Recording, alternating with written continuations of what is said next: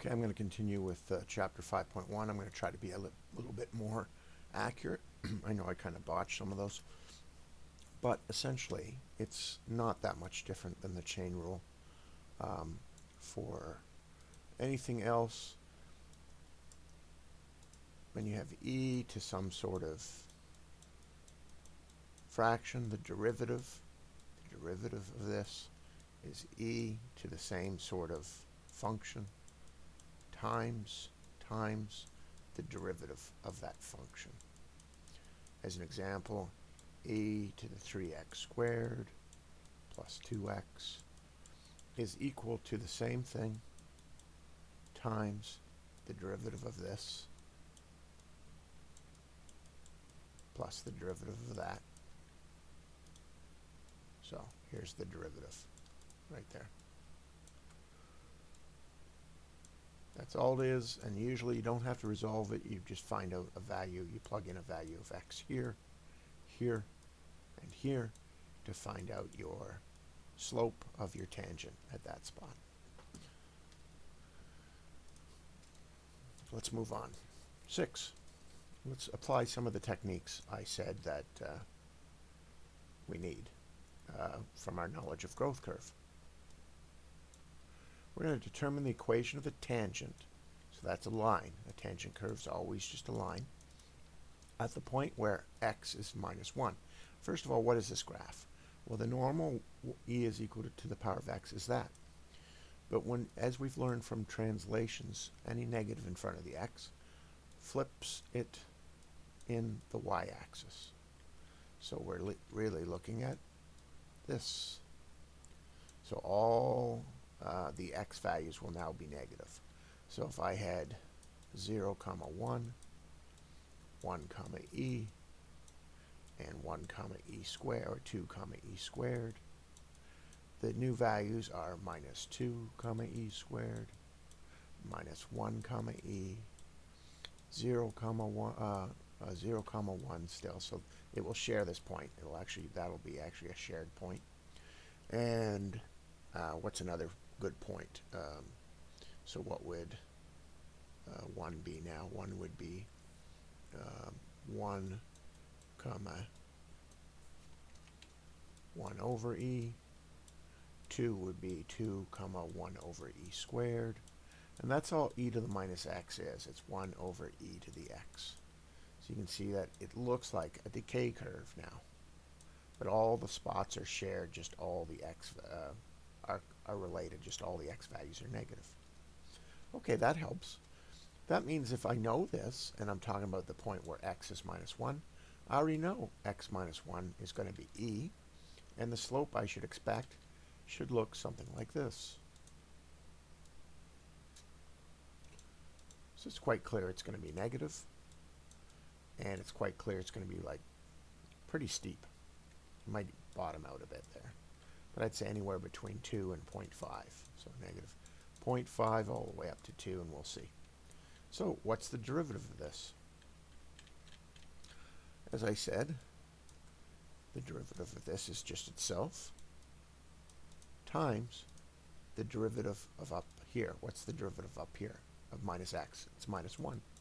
So the derivative of this is just minus this and this. So for x is equal to minus 1, which is what they're asking, I plug minus 1 up here. I get minus e to the 1, because the minus 1 and the minus cancel. It's clear I get minus e. So that means the slope of the graph is going to be negative 2.71. So I was a bit off in my 2 guess. 2158, whatever the rest of e is. It's essentially inaccurately, the slope is minus e, which means the equation of the tangent curve is minus e is, mx plus b, which is minus e, times x plus b. Now we don't know the b, but we're given this 1. Negative 1 is one of the points on the graph. Well, I've already shown that negative 1 has the same value as negative 1, e. So that's the y, and that's the x.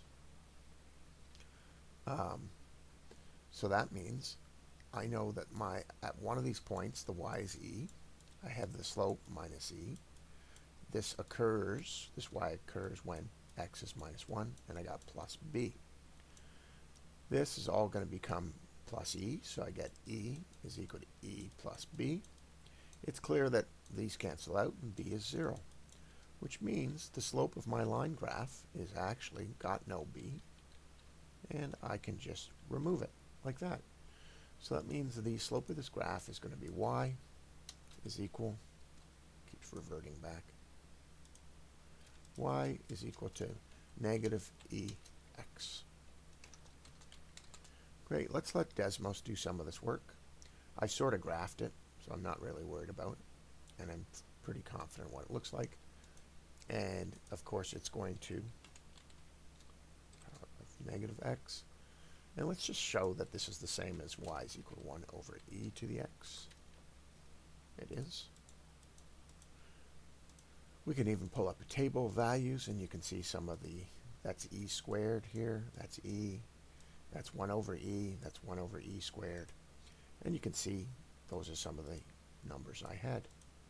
You can even throw in a minus 3 if you want. It's way off the chart. There it is. But it's essentially, there's minus 2.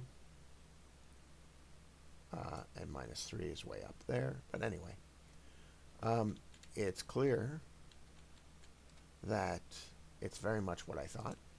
Now, if you want to go and make f of x is equal to e to the power of minus x, then find f of minus 1.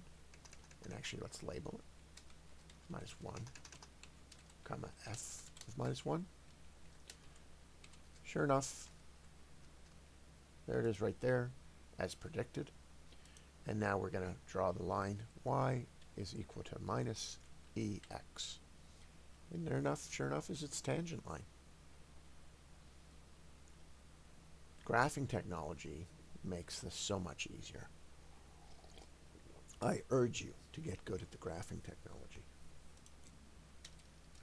Pretty much answered that question. I don't even have to see the answer to make sure. We're going to go on to 7, which is very similar, right? They're all very similar from this point because there's not much they can do with e. Determine the equation of the tangent of the curve. So again, we need to find y is equal to mx plus b because all equations to tangent lines are that. Defined by this. So you get now, you got x multiplying the last one we just did. What do you think will happen to this point when I multiply by minus 2? It's clearly going to flip to the other side again. It's going to become 4, 7.48. What do you think is going to happen to this dot right here when I multiply it by minus 1? It's going to become 1.278. So we're going to see a flip, and we're going to see all the x values get exaggerated, essentially squared.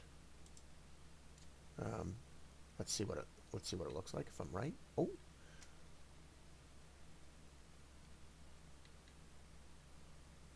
it's an interesting curve. We'll get rid of some of this. Get rid of that. Interesting curve. Okay, let's go back to the other one. We'll make a copy and we'll put a table and we'll see if we can just create our new curve by multiplying all the x values by x. So this will become 4. This will become 1. This will still be 0. This will be 1, but this will be 4. Let's see if... Oh yes, sorry. I had to leave them all alone. Okay, like that. Get rid of all these. And I had to take all the values and just put them in like this. 4. I'm going to make a table, actually. There we go. And I'm just going to multiply all the x values by themselves. 7.3890 is good enough. And I get 1 and e. And I'm going to get 0 and 1. And then I'm going to get 4.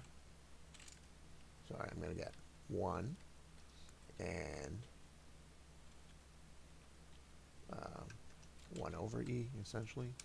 And then I'm going to get 4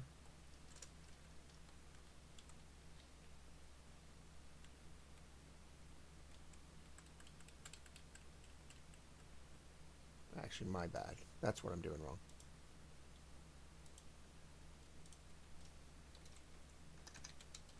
I shouldn't be multiplying the x values by that, because the result is all the y values.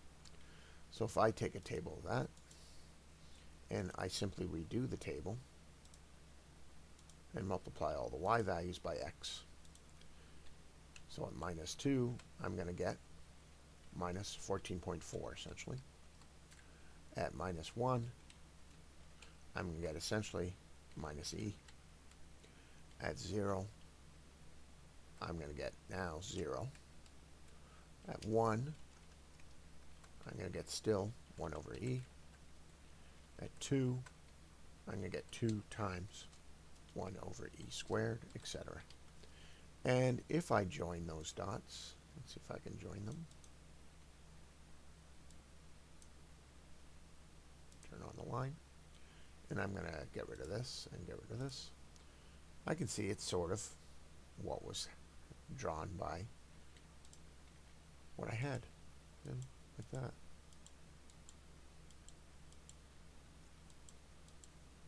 So it's a very unusual line. It would be very hard to graph it, but they don't ask us to graph it.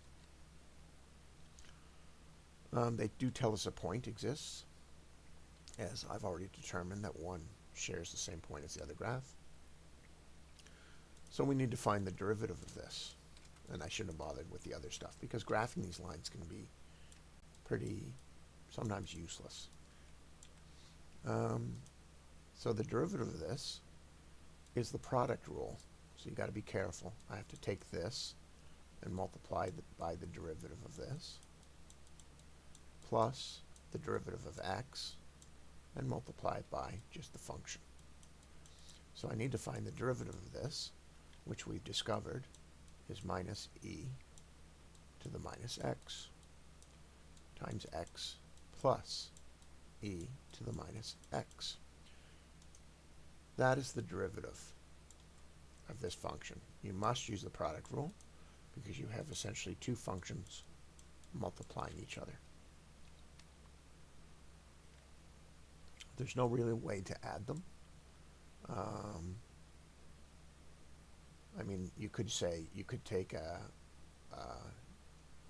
minus 1 out, and then you can take an e to the minus x out, and you'd be left with something like minus x minus 1. I mean, that might make your calculation simpler, but it doesn't really serve a purpose. So the point they're looking for, they're claiming at 1 exists at 1, and they also gave us the y value. So when I put 1 in here, I get 1 times minus e and to the negative 1 plus e to the negative 1. If I want to see what that looks like, well, this minus and this minus is going to become minus 1 over e plus 1 over e. It looks to me like those are going to cancel out, which makes sense because at our drawing, I remember it kind of had a peak and a bump. So if that's 0, if it is indeed 0, we're talking about a peak or a min. You could take the second derivative and determine if it's a peak or a min, but I suspect we're talking about something like that, which means the tangent line is going to be y is equal to 0. That's assuming I did this calculation correct, which I'm pretty sure I did, because it becomes minus e to the minus 1 plus e to the minus 1. So we're going to just use Desmos to see if that's true. We're going to go back, and we're just going to have this line. We're going to find the f prime when x is 1, and sure enough, it's 0. So we're going to mark that spot. We're going to label it, and we're going to find, oh, there is one thing you can find, is, yeah, we found the slope at 0. We found the slope at 0, but we didn't find the equation. We didn't find the b. It's quite clear in this equation. The b is going to be equal to the y. In this case, the y at this point is right there. It's equal to b. So we can rewrite the slope equation as y is equal to e to the minus 1. that will be the slope of the line. It has a slope of 0. That represents a horizontal line. So I'm going to draw that in. Y is equal to the e to the minus 1. And sure enough, we found the maximum point of that curve. And we found the tangent line equation. All horizontal lines are just y is equal to a number. Keep in mind that this is just the number 1 over 2.7158, whatever it is. It's the same thing. E is just a number. It's an exact number. Determine the coordinates of all points at which the tangent to the curve is horizontal. In other words, they want to see how many max-mins there are. And they want to know the exact points. Okay, we're dealing with this graph. We need to find the derivative. So we have to do the product rule. It's going to be x squared times this derivative, which we know is minus e. So I'm just going to write it down. Minus e to the minus x plus the derivative of this times the exact function. Okay? So we get x squared times minus e to the x plus 2x, and we need to find out where that's equal to 0. And you might say, oh my god, that's impossible. No, it's not really. Notice that they both have x in common. So when we pull out x, we get x times, essentially we get minus 1 times x times e to the minus x plus 2 e to the minus x. Well, this is just minus 1x plus 2e. We can see that one of the points that will equal 0 is when x is equal to 0. So we just need to figure out that point, plugging that in. So I'll put that up. We know 1 is equal to 0. The other point that equals to 0 is the inside the brackets. So when minus 1 times x times e to the negative x plus 2e to the negative x is equal to 0. You might say, well, that looks impossible. Maybe it is. We're going to start by taking e to the negative x out of both of them. When I do that, I get minus x plus 2 is equal to 0. Well, this is just, and you might say I can't,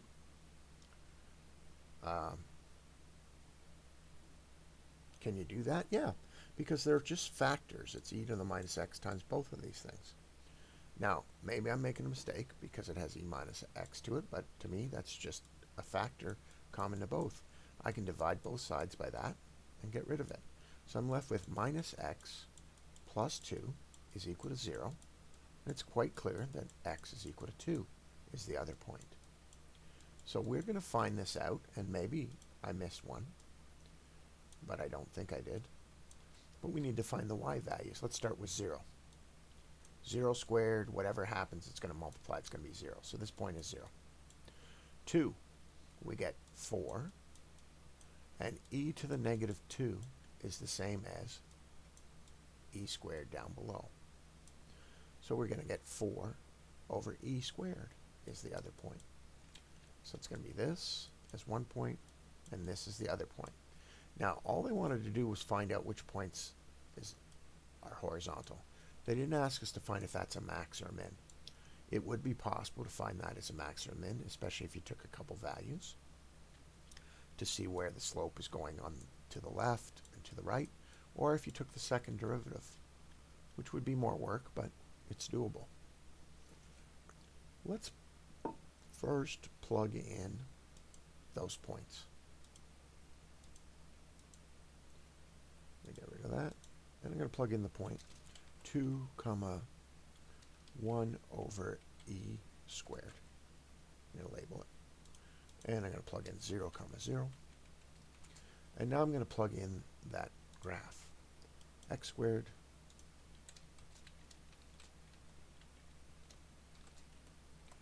times e to the power of negative x.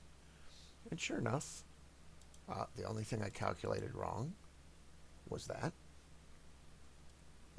I think it's because I failed to do the 4. Oh, I put 2 here. 4. No. It's 2. Yeah, it's 2. And the result is 4 over e to the negative 2, which should be 4 over e squared. Oh, I see. I've got it 1 over e squared. There we go. And sure enough, we found a midpoint, we found a max point, and those are the only ones. So that factoring worked fine. The rules still apply. The questions I'm not going to be able to do well are the theoretical ones on this. If this is a formula, prove that double prime is that. So that means we have to, interesting that they're taking implicit differentiation. You might wonder what that means. But since y is equal to this over here, it means that they're saying it's equal to that. They're just leaving y as it is. Interestingly enough, it's sometimes better to use implicit differentiation. And you should learn it. I put up an explanation up, and it's very useful and very easy. It's not that hard. But let's start by just taking the derivative of this. Let's try to remember that it's going to be multiplied by 5 over 2. And as far as I'm concerned, I'm going to have an easier time of it if I distribute that right now. Okay. This is just a number, and this says I've got to take the derivative. To take the derivative of this, I get that, times the derivative of this. Well, that's just 1. This derivative is just minus 1. So that means the derivative here is the same thing as this, but suddenly this changes to minus this. So that's the first derivative. Interesting.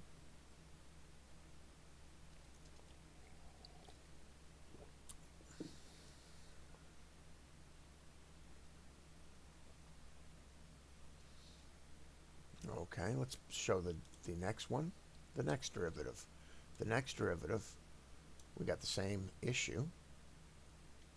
The derivative of that, my bad. The derivative of this is not 1, it's 1 over 5. The derivative of this is not negative 1, it's negative 1 over 5. So really, it's pretty much what I had. The plus sign does change to a negative, but they're also being multiplied by 1 over 5 and 1 over 5 now.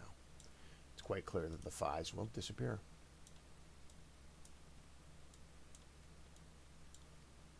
So really, I'm talking about 1 over 2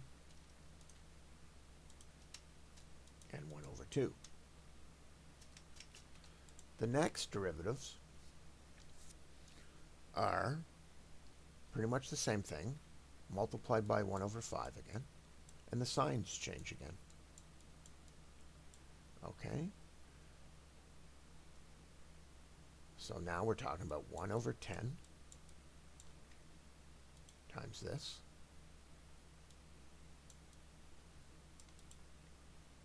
plus 1 over 10 times that. And you might say, that doesn't look anything like what we started with or what we're looking for. Yeah, I could have done well, I don't think they wanted me to cancel out. I think they wanted me to leave the 5's there. So if I put the 5's back, I'm left with that. Now, what is that? That's the same as 5e to the x over 5 over 50. We'll see it. Plus 5e to the negative x over 5, all over 50. what was the original thing? It's 5 over 2. So if I take 2 out here, and I take 5 out, I'm left with 10 down here. No, I'm left with 25 down here. And I'm left with this up here. And this, clearly, is what I started with. And that's 25. So they wanted me to not cancel out the 5s, which is kind of weird. They also want me to sort of take this 5 over 2 and keep it associated there. And you might say, hey, that's not possible. How can I bring that 2 up to the denominator? Well, divide the bottom and the top by 2. What do you get? You get that and 5 over 2 up here. That's essentially what they're doing. When you divide bottoms and tops of a fraction by the same thing, or if you want, multiply them by the same thing, it doesn't change the fraction. It might look weird intuitively, it might feel weird to grab the 2 and bring it up there. But remember, in so doing, you're essentially just getting rid of this 2, and you're adding, instead of a 5 whole number, you're turning it into 5 over 2. It's the same numbers. As an example, if I were to now multiply both by 2, it's clear. I get 5 over 2, where the 2 is now down here. It's weird to think in that way. Let me help you with this fraction. It's clear that 10 over 2 is 5, right? Well, what if I divide the bottom and the top by 2? I get 5 over 1. Still 5. What if I divide the bottom by 4 and the top by 4? Well, this simplifies to 5 over 2 divided by 1 over 2. And you might say, that's not 5. The rule of fraction says I take the top fraction and multiply it by the reciprocal of the bottom fraction. You cancel out, and I get to 5. So long as you do whatever to the fractions that are multiplying some object, which it was, you can manipulate your numbers any way you want. And they've essentially manipulated the numbers any way they wanted. Okay. For the function y is equal to negative 3x, so all the x values will be translated, multiplied by minus a third, but otherwise it's the normal function y is equal to x, just all the x. So you see a reflection in the y-axis, and you're going to see a compression in the x-axis. Determine the first derivative, the second derivative, and the third derivative. And from the pattern in A, state the value as you keep going. Okay, so we're supposed to notice a pattern.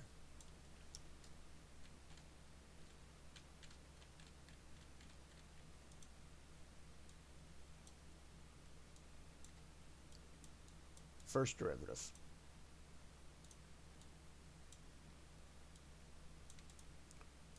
It's the derivative of this times all of that.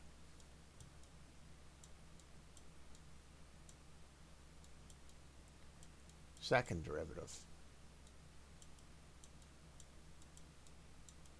It's the derivative of this times all of that. What's happening each time? I'm just multiplying by minus 3 each time, right? That's all that's happening to the derivatives. Third derivative, minus 3 times all of that.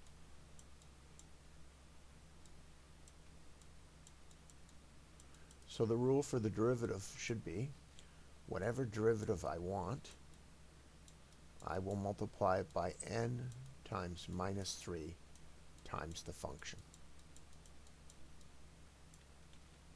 So if I'm finding first derivative, I'm multiplying it by minus 3. If I find second derivative, I'm multiplying it by, it went 3, 9.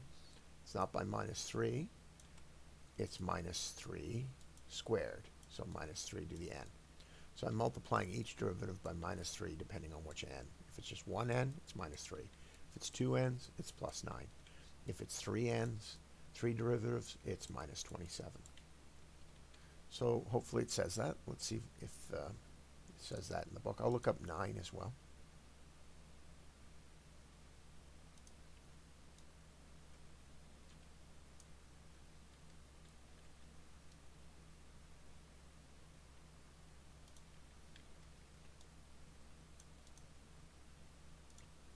So here they're finding the first derivative, and they're keeping the fraction out. They end up with this. They bring out the 125 and bring the 5 over 2 in, and they show that it's 1 over 25 times y, which is pretty much what we did. We just did it in more convoluted fractions. This one's interesting. At the bottom, we came to the right conclusion, but they take the minus 1 to the n, and then they take the 3 to the n instead of minus 3 to the n, and then they multiply it by the function. See? I actually think this is a little bit more convoluted. I think you can put the minus with the 3, but that's okay.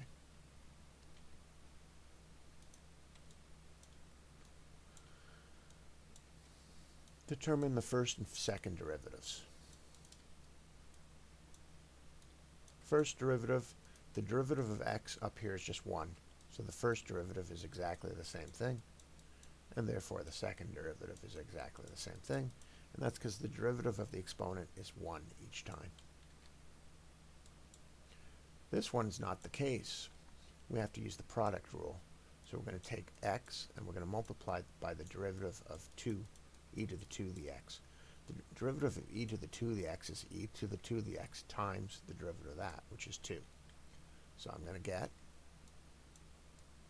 this as the first one. Then I must add it to the derivative of the first one, which is 1, times e to the 2x. So I get that. That's the first derivative of this. I'm going to get rid of this one because this one's pretty obvious.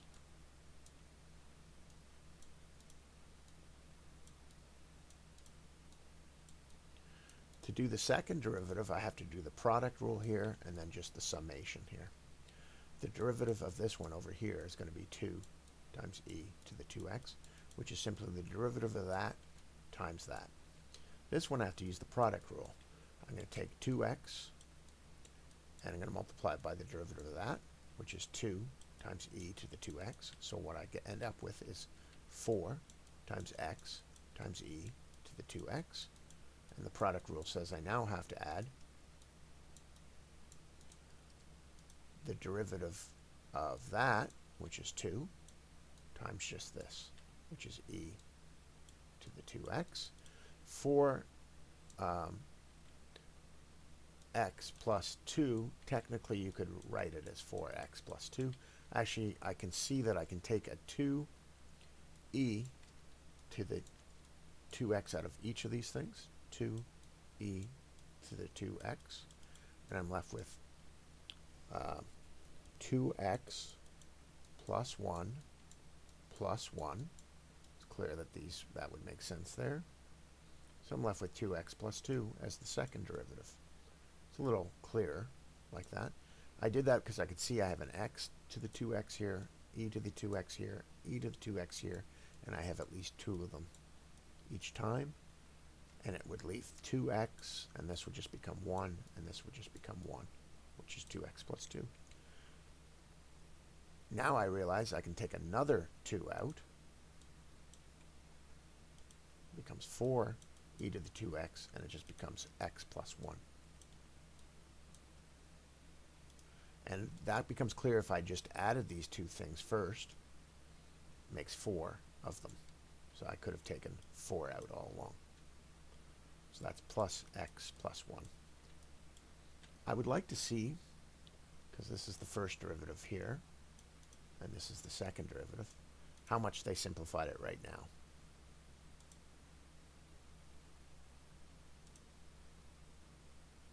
I'll just take the first two.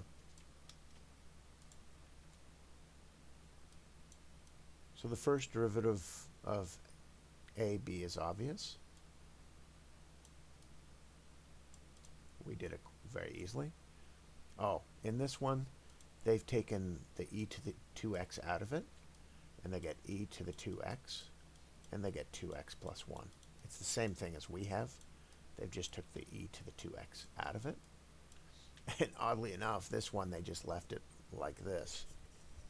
They just left it in this state here, instead of taking, it's weird that they took it out here, but not here.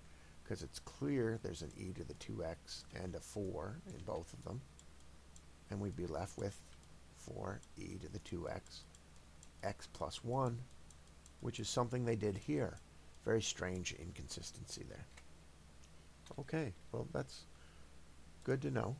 And now we got to do the third one.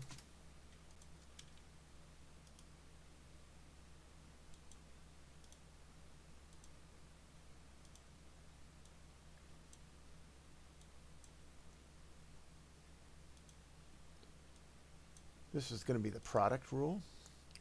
So we've got to take this and multiply it by the derivative of that. And you can do it like that because that's just a number. Derivative of that is minus 1. So you get minus 1 minus ex. Plus, the derivative of this is just e to the x, because the derivative of x is 1, times 4 minus x. I believe we should expand this side of it.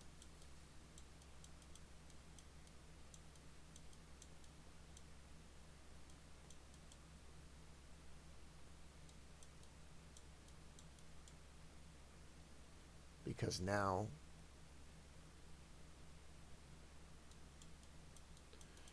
I can see I have minus e to the x plus 4e to the x, which is just 3e to the x, minus x times e to the x, which is the expansion here.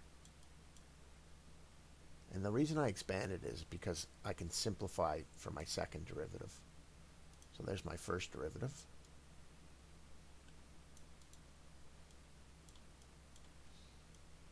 And the second, otherwise I wouldn't have expanded it. The second derivative here is just 3e to the x minus product rule. I have to take x and multiply it by the derivative of that, which is just e to the x. And I have to add it, so I'm going to keep this minus separate, to the derivative of that, which is just 1 times e to the x. It's clear it becomes 3e to the x minus x e to the x plus or minus e to the x. These two things are in common. This is not. It's an x multiplier. So I get 2 e to the x minus x times e to the x. Now it's possible to take e to the x out of both of them, and I get 2 minus x. It's also possible to take minus out of it, minus e to the x, and I get x minus 2 instead. Both are legit. And in the first derivative, I could have also taken e to the x out of it. And I'm left with e to the x, 3 minus x, which also can be rewritten as minus e to the x, x minus 3. Let's see what the book says.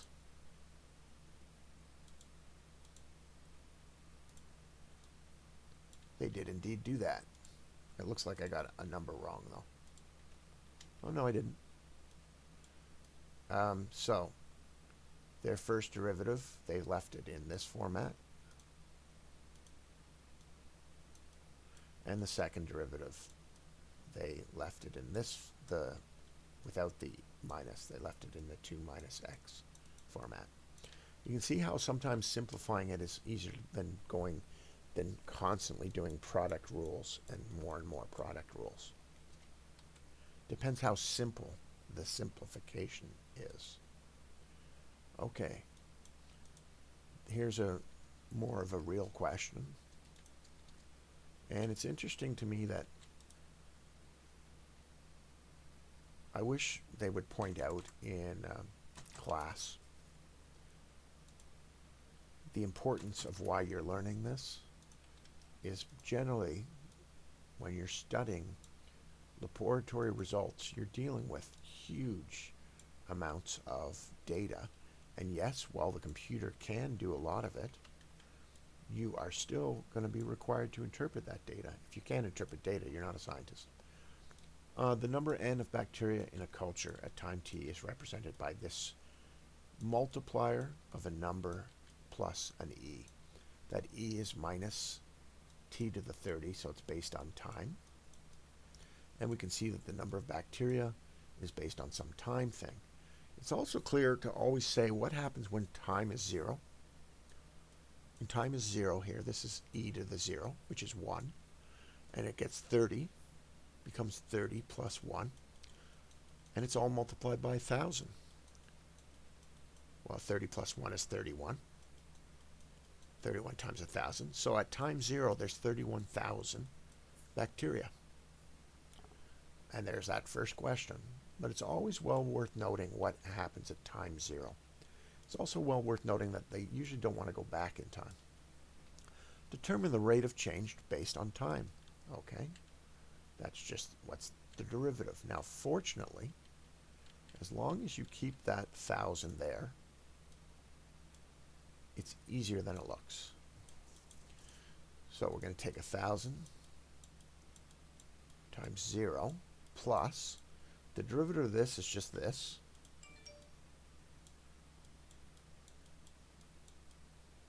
times the derivative of this, which is minus 1 over 30.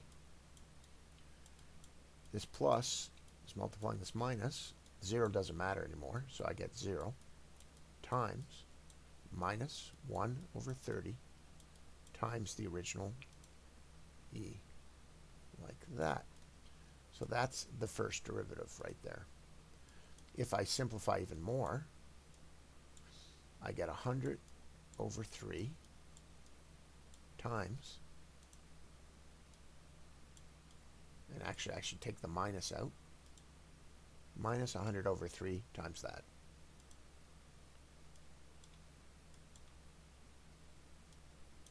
Determine the rate of change at t, we just did. It's clearly going down by a multiplier. It's just what's happening here. We get e, when we hit 30 seconds, that's another thing worth noticing. When we hit 30 seconds, this becomes e to the negative 1, right? And anything after that, anything before that, e is very big. And anything after that, so this minus essentially puts it as 1 over e to the 1 over 30. Which means as this gets bigger, this whole fraction gets smaller. In the initial amounts, e to the 130 is the same as 30 root of e. Once it passes 30, this number starts growing. This number starts growing. So it's very, very small, which means this gets bigger and bigger. But once it passes 30, this becomes 1 and bigger, which starts making this fraction small. So after 30 seconds, essentially what you're going to see is a diminish in the bacteria and then an increase at the 30-second mark.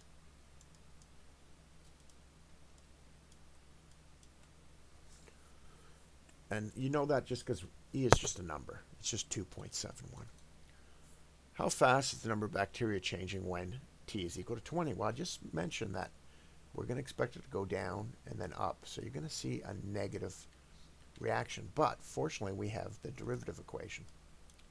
When t is 20, it becomes this times e to the negative 20 over 30, which is the same as negative 2 over 3, which is the same as 1 over e to the 2/3 times this fraction. Let me show you what happens with e to the power of 2/3. It's 2.71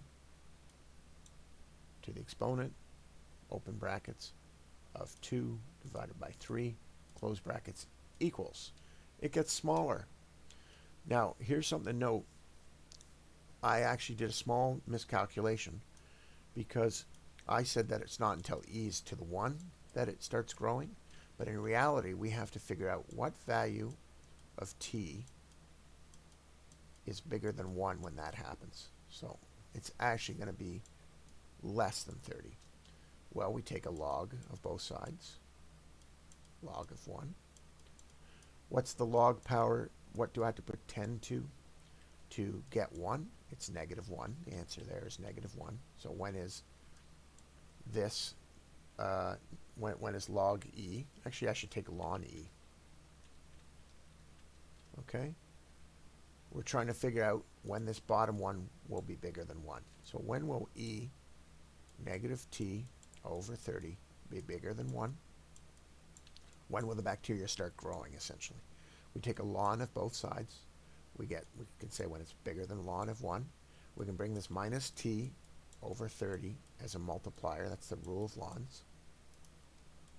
We discover ln 1 is 1, so we get when minus t is bigger than ln 1. We multiply both sides by 30. We get minus t is bigger than 30 times ln 1. We divide by minus 1, which flips this sign, and we get plus t is smaller than minus 30 times ln 1. So we're going to take ln 1,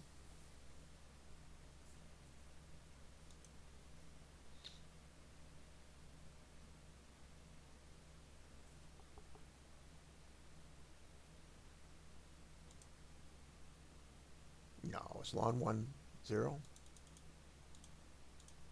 Oh, ln 1 0. Let's try this again. When will the bottom fraction, let's say, be equal to 1? Let's do it that way. And, oh yeah, ln 1 is 0.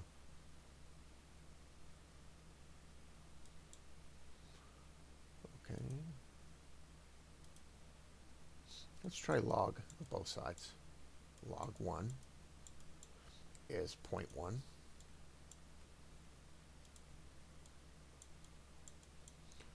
We're left with log e, which is not really solvable, except log e is the same as ln e over log 10, or over ln 10. Ln e is 1. So we're left with this as a multiplier, 1 over ln 10. We get minus t 30 ln 10. We discover that the ln 10 is that times 30, and we multiply that by 0.1.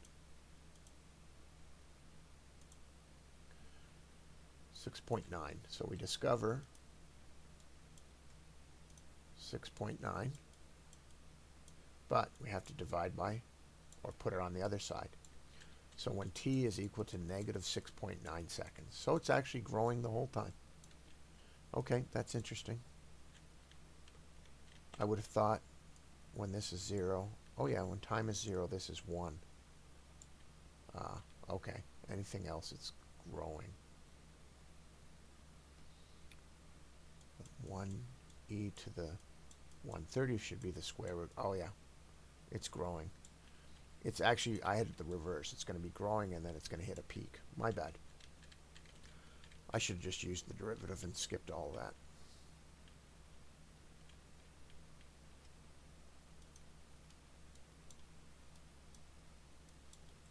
Okay, anyway, we have a derivative formula. I'm just going to plug in 20. I get 1 over e to the 2/3. So it's going to be minus 100 divided by 3 to e to the 2/3.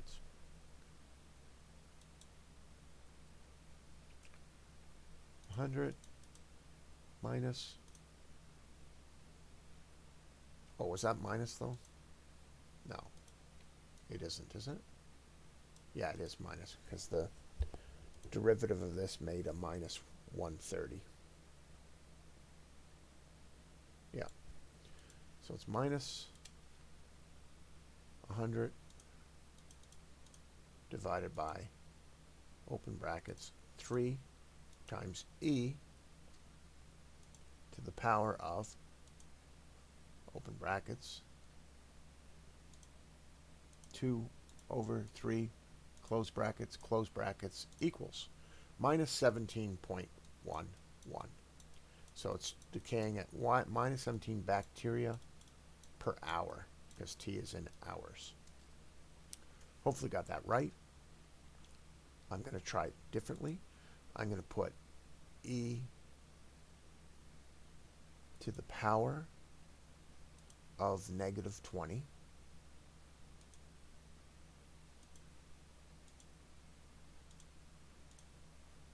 divided by 30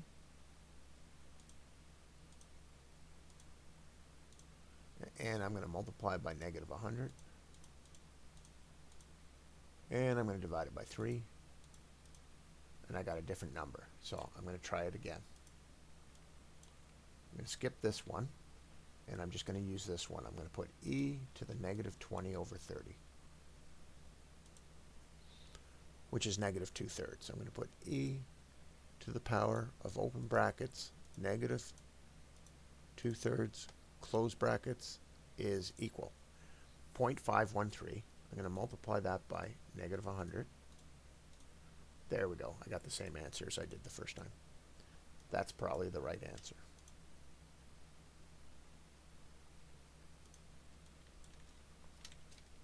Bacteria per hour.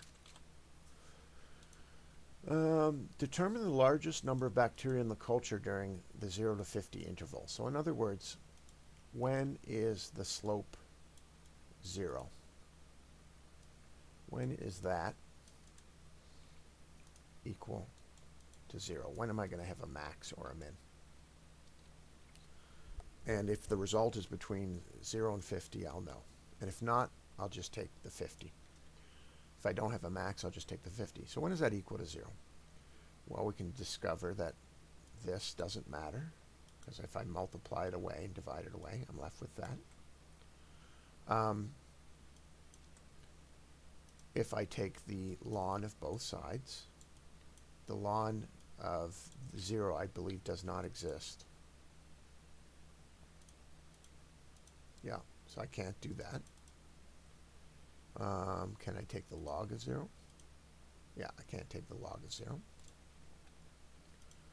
So that's a problem.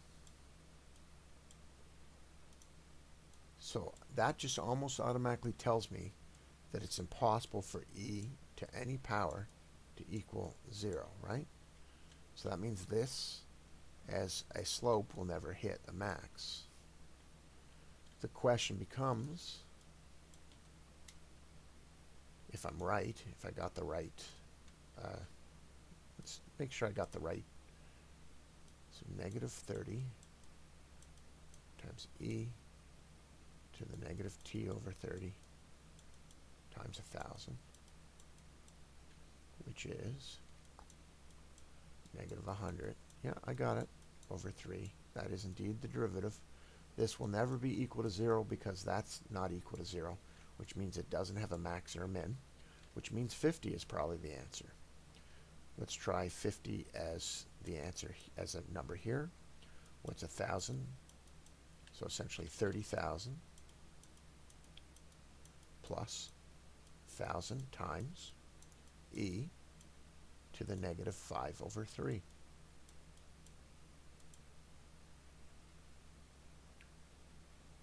E to the power, open brackets, negative 5 over 3, close brackets, equals, times 1,000,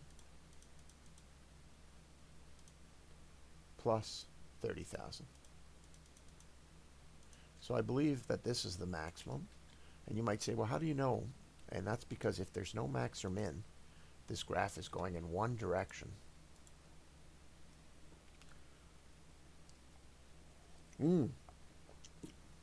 It's shrinking. Because it's shrinking per hour, which means time 0 will have less. Because time 0 will have more, rather. Because at time 0, we discovered there are, this at 0 becomes 1. There are 30,000, 31,000. So that means at time 0, there's more bacteria.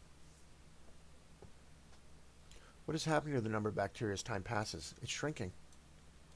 It's going down. There's a negative slope. There's no max min, so it's going down. It's time to just take this equation, f, or let's call it n of t, is equal to 1,000 times 30 plus e to the power of negative t over, no, of negative t over 30. I believe that's it.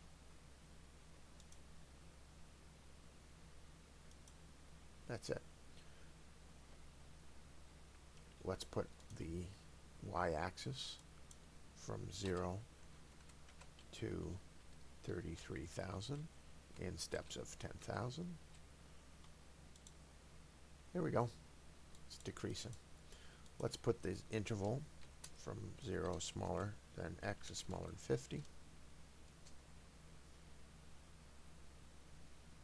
Smaller than t. 50. That's the interval we're talking about. And we can see that, and it's because I didn't put equals here, we can see that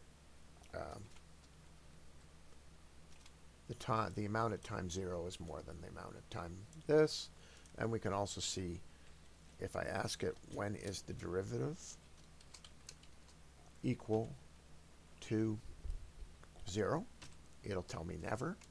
And then I can also find out what happens at 20, what's the rate of change at 20 seconds, and we got the right answer. So this actually saves us a lot of time going back and forth in the book. It also helps us understand. But here we go. Here's the answer.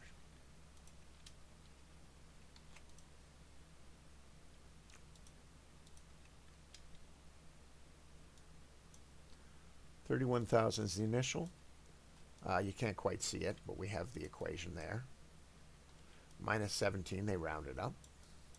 31,000 times 0 is the max number, as we determined, and the number of bacteria is constantly decreasing as time passes. Great.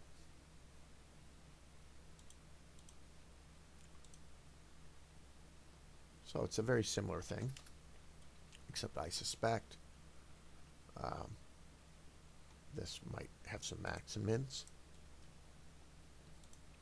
The distance in meters as seconds passed of a pair shooter is given by this equation. So again, it's very important to find out what happens at time 0. The other thing is, this is distance based on time, and when you take the first derivative, you're going to get velocity, because that's distance over time. And when you take the second derivative, you're going to get acceleration, which is velocity over time.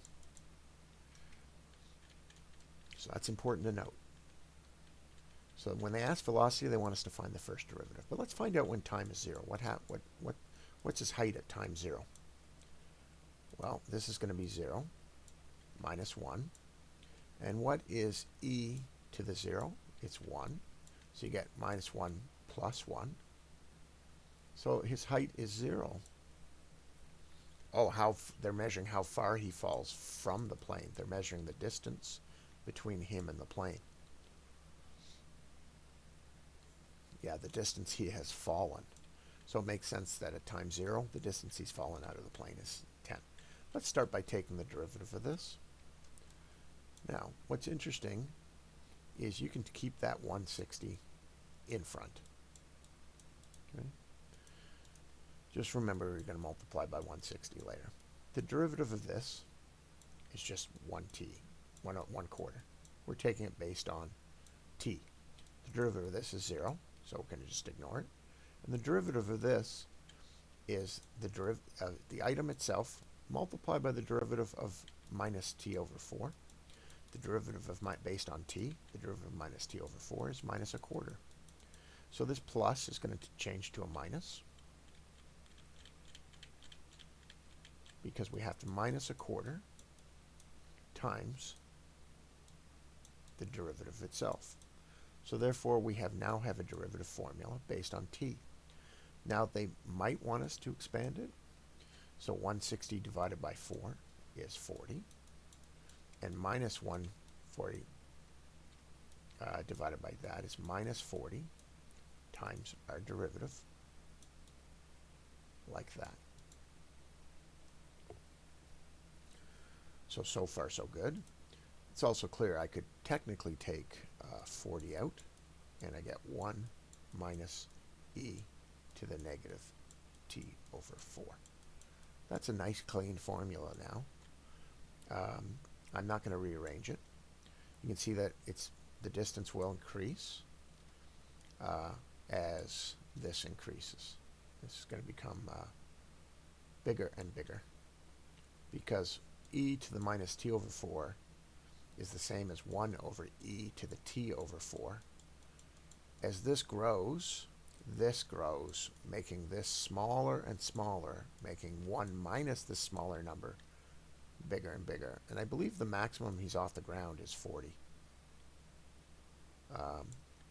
Or the max distance he can reach is 40 before his chute opens. But anyway, we've got a good equation right here for the first derivative. Show that acceleration is given by acceleration is equal to this formula. Now, I want you to notice something. They're doing this derivative based on v. V is equal to this. So this entire thing is right there, and they're simplifying the multiplier is that. It might be better to take this to reach that conclusion.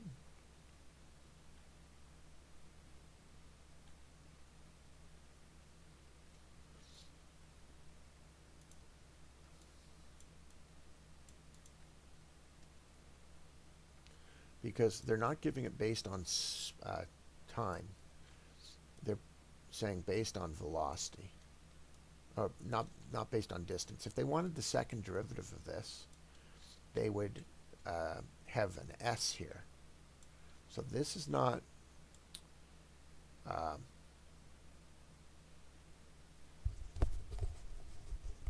try to do the derivative and show you. Okay? And I'm going to put this other derivative here just in case I need it. So let's take the second derivative, which is acceleration. It's clear that we just keep the 40 there, and this is going to become 0. And this becomes minus a quarter again, so it becomes plus a quarter times e to the negative t over 4. 40 times 0, 40 times a quarter becomes 10 e to the negative t over 4.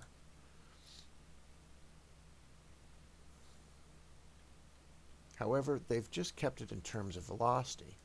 This is in terms of distance.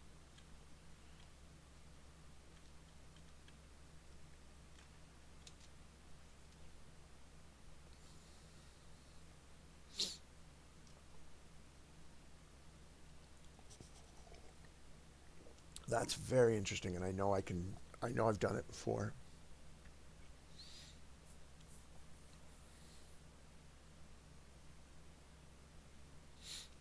I know what we do. We'll take this part of it and we'll multiply what we found as the velocity.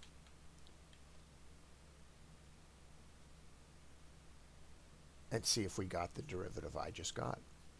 So the actual acceleration is plus a quarter times 40, which is plus 10, times e to the negative t over 4. That's the derivative based on time.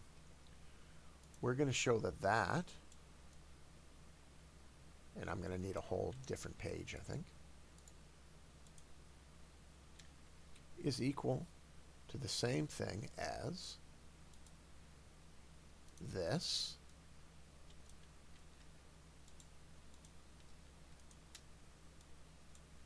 times velocity, and we've already determined that velocity is this.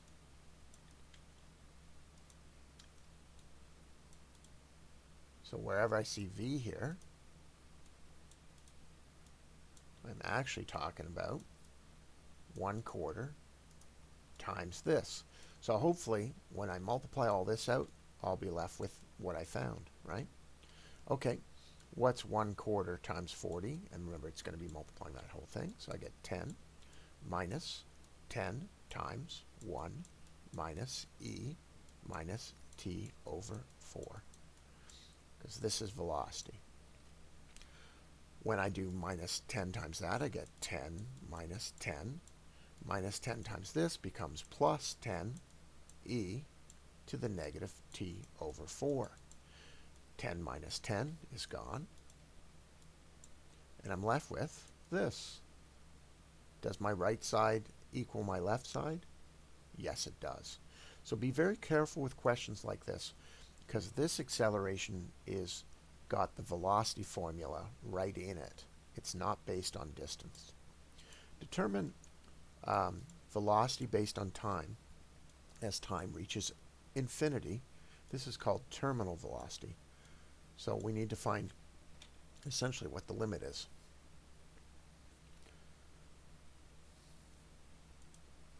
We'll use the second page again. We determined from this first page that this is the formula for, and it's, by the way, it's nice to know we got the first derivative right because we were able to prove the acceleration formula. We need to figure out what the velocity is as t approaches infinity. So you get 40 minus e to the negative infinity, or we'll just leave it like this, over t. Geez, can I solve this? Oh, yeah, I can. I can just solve by substitution. Minus 40 times that.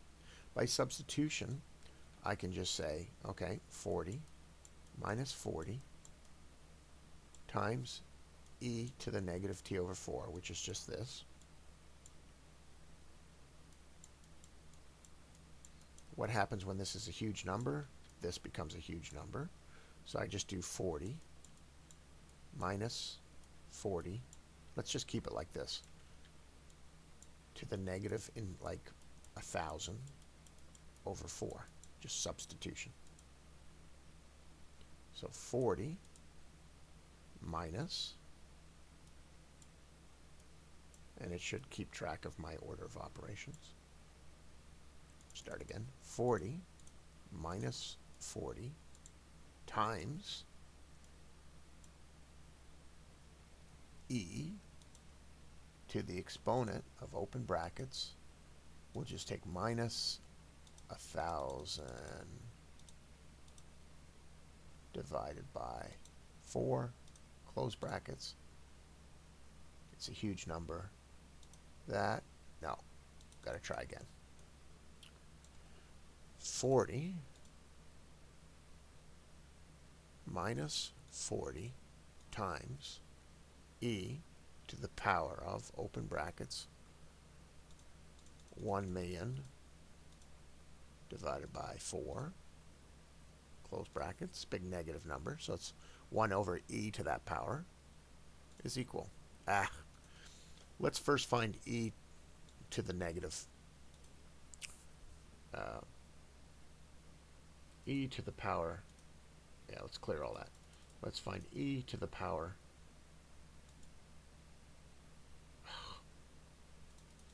We're going to find e to the power of, open brackets, I'm going to do like 1,000 or 1,000,000 divided by 4, close brackets, and I'm going to hit equals.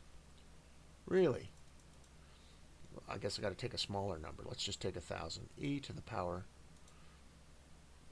of 100,000 divided by 4, close brackets, equals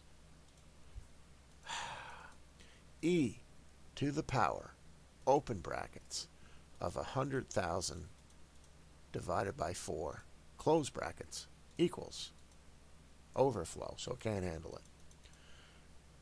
So essentially it's a big number. So what's e to the 1,000? E to the exponent of 1,000. That. Let's take the reciprocal, because that's what it is. That. Let's multiply it by 40.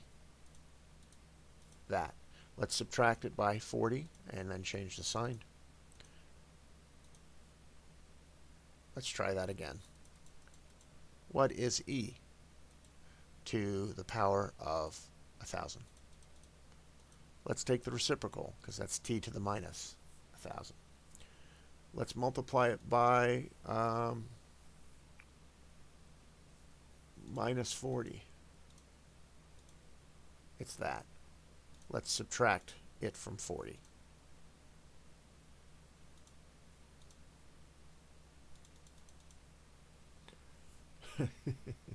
Let's go step by step. 40 minus 40 times what?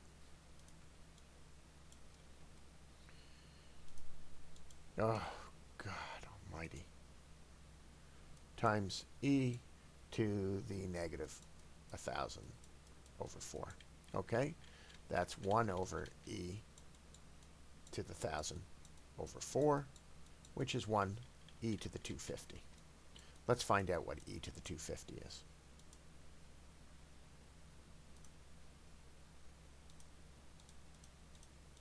It's that. It's a very huge number. Okay? Let's take the reciprocal. It's that. It's a very small number. It's multiplied by minus 40. It's that. It's a very small number.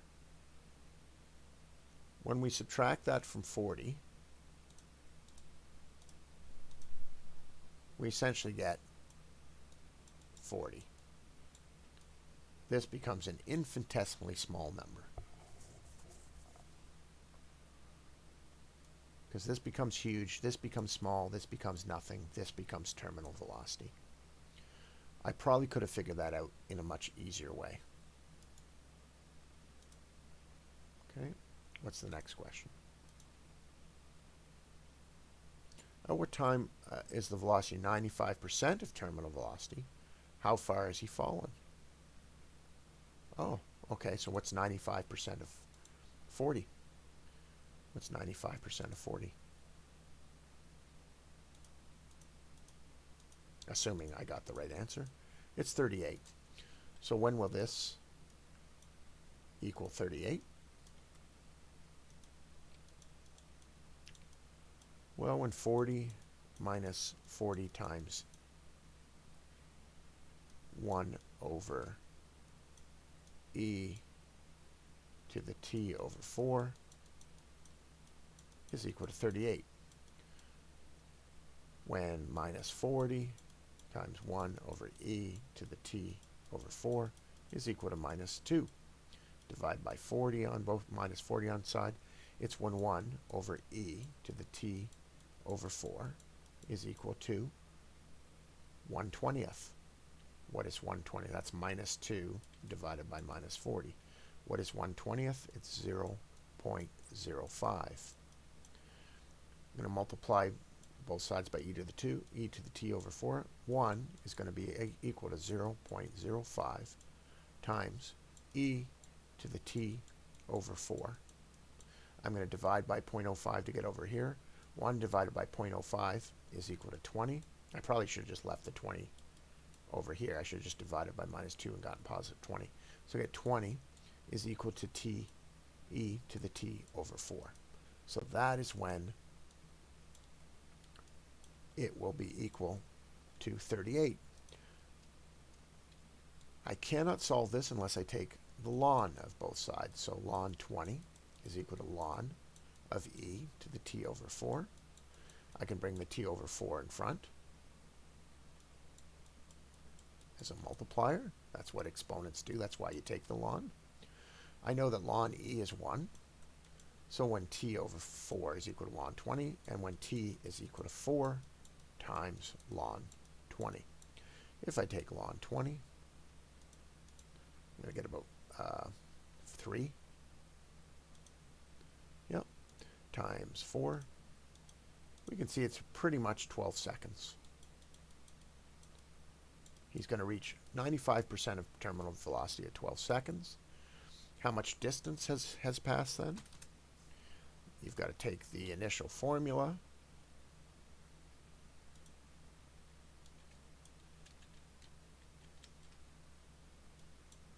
and punch in 12 seconds.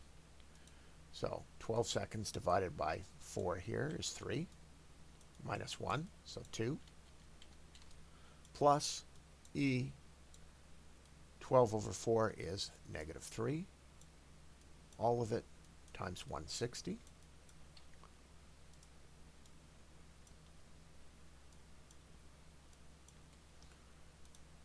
You get 320 plus 160 times 1 over e to the 3.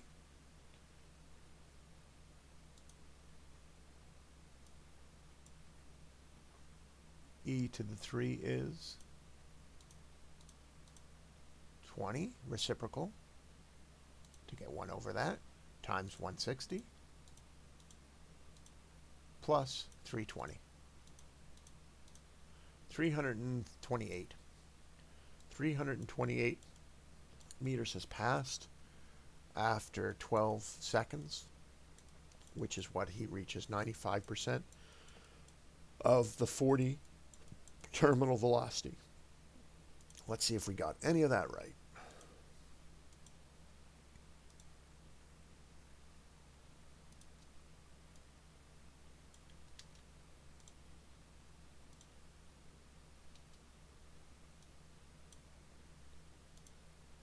They got 327.3. We got 328. They got about 12 seconds. We got about 12 seconds. They got 40 meters per second as the terminal velocity. We got 40 meters per second.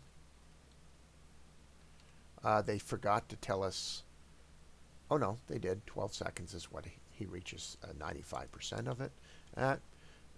They've done the formula of acceleration, and I think they've put it all on one side, and they've just put V there.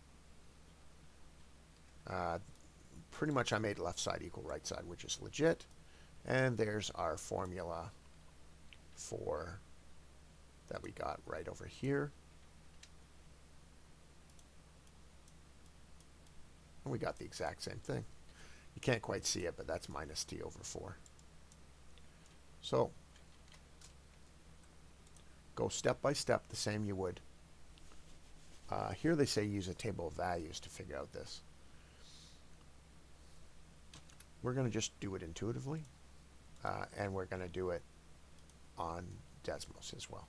I'll try to be faster, okay? What happens is x goes to infinity here. This becomes infinitesimally small, so we clearly approach 1. What happens when x approaches 0 here? We can't really solve it.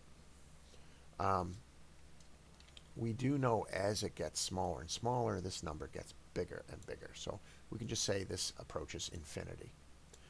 As x approaches 0 in here, it's 1. And 1 to the power of infinity is going to be 1. So they both approach 1. What's interesting about this is they would have shown e if they'd put in a power to x here to match the 1 over x here. We actually, I think, would have approached e here. Let's make sure we're not approaching e here. So this is definitely going to approach infinity, and this is going to approach 0. So we're going to get 1 to the power of infinity. Let's throw it into Desmos. Both of them. 1 plus 1 to the x.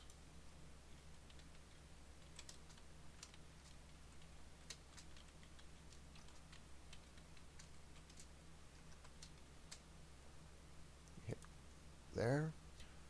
Okay.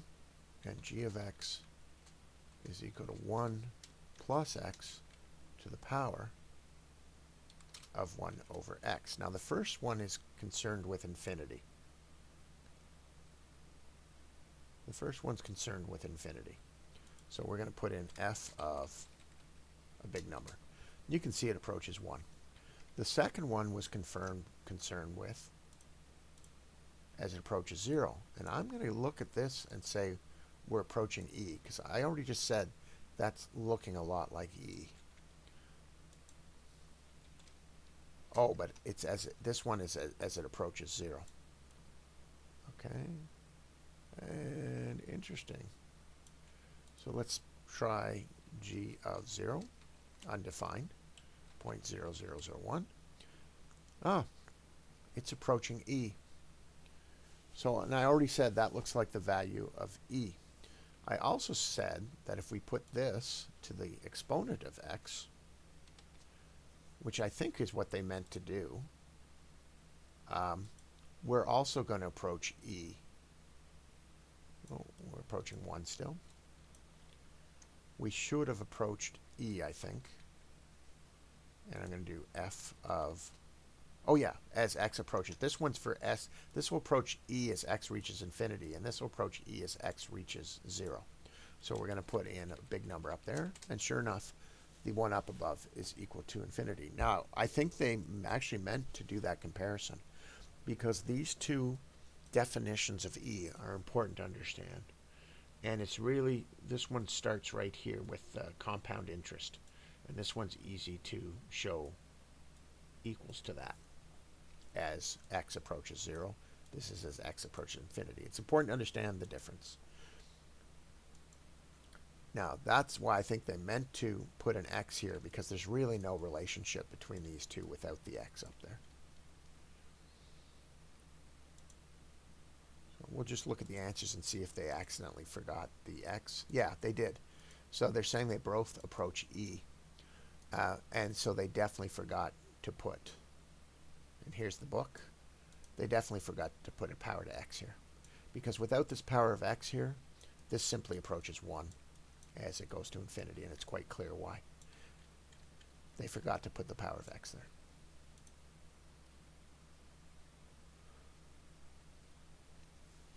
Use your definition of derivatives to evaluate. They want me to add e to the h plus 1 there? I don't know if I'm going to do this, because this is just fundamental proof stuff. I'll try the first two in case I want to skip it. I again don't like the theoretical stuff. I'm more for the practical answers. What happens as h approaches 0? It's a damn good question.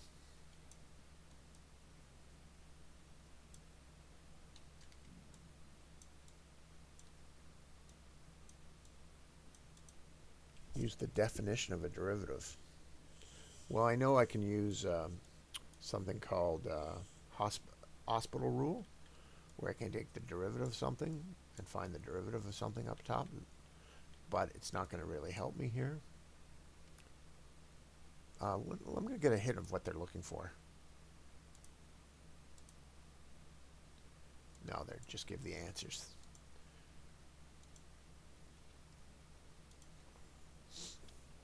Well,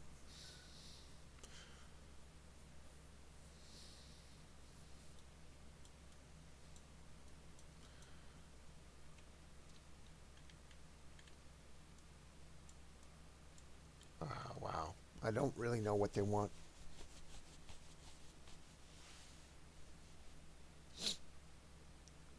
I could conceivably do it like this. E to the h over h minus 1 over h.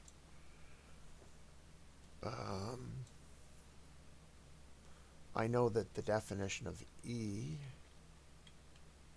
was also what we just learned. It's 1 plus h. When h is approaching 0, it's 1 over h is also E. So I could replace E with this definition when h approaches 0 to the power of E. These will become h over h, which is just 1, and I'm left with 1. Okay, that works. Taking from the last situation, we found that when h approaches 0, E is defined as this. That was from the very last question. If I replace E with that, I get 1 plus h to the power of 1 over h to the power of h over 1, because this here replaces E. H over 1 times 1 over h is simply becomes the power of 1. 1 plus h to the power of 1 is simply 1 plus h. Then I subtract 1, and I get h over h, which is clearly 1, and I don't need the h to the 0 anymore. I never put h to the 0. I just did it already. So this limit approaches 1. Good. This is going to be very useful, I believe, for deriving sine. What about this one? Let's try to do the same trickery with this one. The problem this time is going to be 2 to the h, but we can still use e plus h, 1 plus h to the 1 over h, all of it to the 2 plus h, If I distribute that through, that becomes 2 plus h over h. No, it doesn't. It becomes 2 over h plus h over h. This becomes 1. So I get 2 over h plus 1. 2 over h plus 1. What's the rule of adding exponents? Oh, I know what that is. The rule of adding exponents. And I can't forget minus e squared, too, as well, but I'm just going to put it aside. The rule of adding exponents says I can take 1 plus h to the 1 over h to the 2 over h and multiplied by 1 over h to the 1, because that rule says that I'm allowed to add exponents when I have two of the same base. And that's all I did here, is I split them up as two multiplying exponents. 2 over h times 1 over h. That doesn't really work well. That doesn't really help me. Well, I can split that up too. I can split that up as squared of 1 over h, but now I got 1 over h to the 1 over h. That doesn't really help. But this one, as I showed, is just e. So it's just, this one's just e. And this one I can't quite do. I know it's going to be e. It ends up e times e to the 2 over h minus e squared.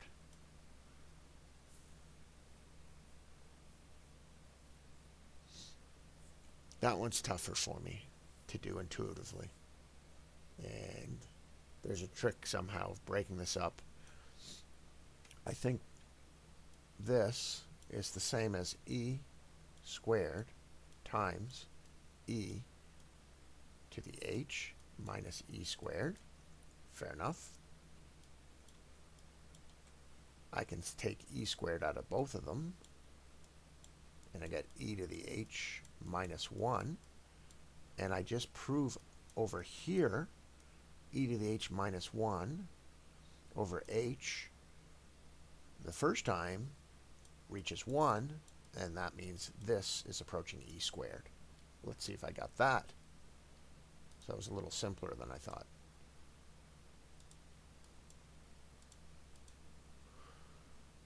Yeah, e squared. Fair enough. It was not as hard as I thought. But you had to learn this. You had to learn 14 here. And it really doesn't help that they forgot the x to learn 50. For what? Oh, there's more here. I don't think I have the answer to 17.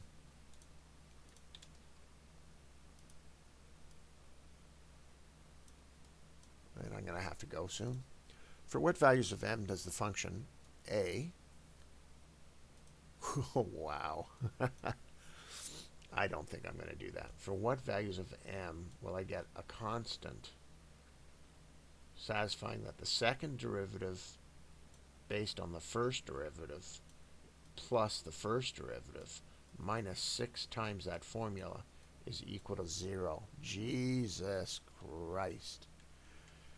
Well, let's take the first derivative. The first derivative is going to time e, a, and I'm assuming it's based on x. Is there even an x in there? Is that supposed to be x? I'm going to assume that's x.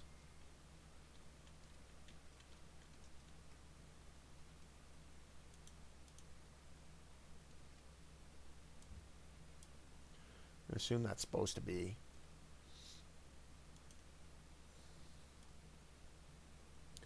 Yeah, so the t is the same as x. They just put a t in there by accident. So the first derivative is a times e to the mx. Let's just put it to x times, what's the derivative of mx? It's m. So you're just going to say it's m. That's the first derivative.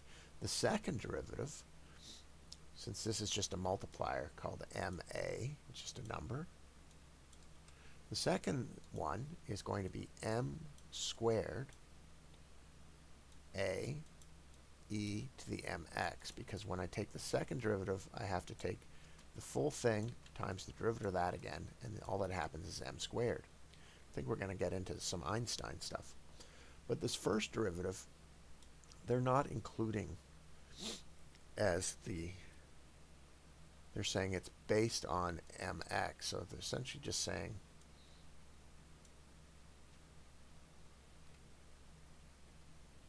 when they have this dx squared there, they're saying it's based on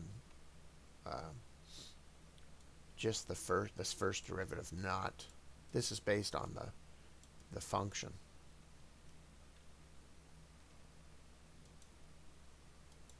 Whoa, there we go.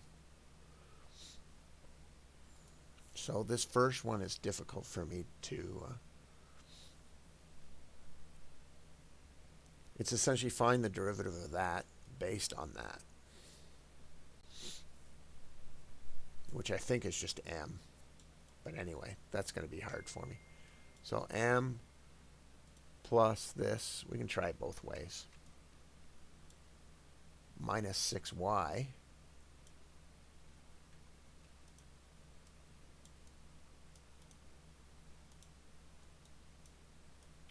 and y is simply a e to the mx, and I think I do have to keep the m squared.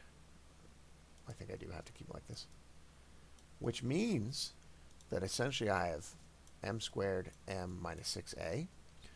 They all have a e x in common, so a e to the mx.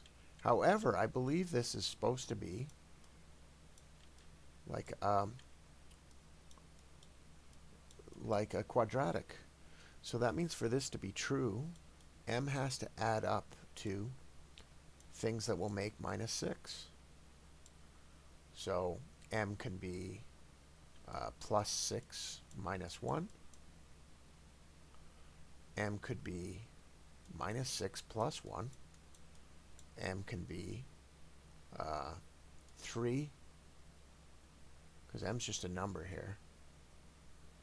I believe 3 and 2, minus 3 and 2, or plus 3 and 2. Wow, I don't even know if I'm on track there. I'm just trying to find shortcuts. Oh, they just have minus 3 or minus 2. Well, I was sort of close. There's definitely a quadratic function in here. I guess I could take out a, e, m to the x of each, and I'd be left with m squared plus m minus 6, and then I've got to solve this. There we go, that's it. Then I have to solve this as a quadratic.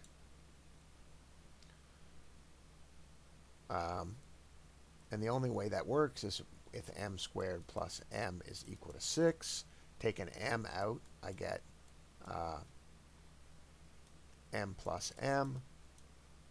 Well, it should have been this. No, I can't make it equal to that. So the only way this can be equal to 0 is if I solve it. Am I missing an m in this one? Minus 6 times that. No. This is just it exactly. And I have to come up with a number that all these will add up to 0. So I can definitely see when it's 2, it's 2. I just have to be able to solve that. So when is m squared plus m minus 6 equal to 0? I guess I can say m plus, why can't I say m plus 1 and m? Oh, I see. It's got to add up to 1. That's right, there's a 1 here. My bad. So it can be m plus 2 and m minus 3. But no, it's got to add up. So it's got to be m plus 2 and m minus 2. And therefore m can be minus 3 or m can be 2. Very weird. You've got to find the second derivative, first derivative, and put in the formula for minus 6y here. and then you've got to factor out the original equation, and you're left with m squared plus m minus 6, and you're essentially solving this for m as a quadratic. Bizarre. Hyperbolics are interesting. They're very important, and I'm no good at them. So, this is the definition of a hyperbolic. Woof. In case you want to know, hyperbolics are related to cones, areas. Two cones like this. You should YouTube, Google it. I'm going to leave this till next time until I get better at it. But they're essentially showing the derivative is equal to this. So they're showing the relationship of the derivatives of sine for hyperbolics are going to be the same as. That's an interesting thing to put here. I'm going to leave that till next time.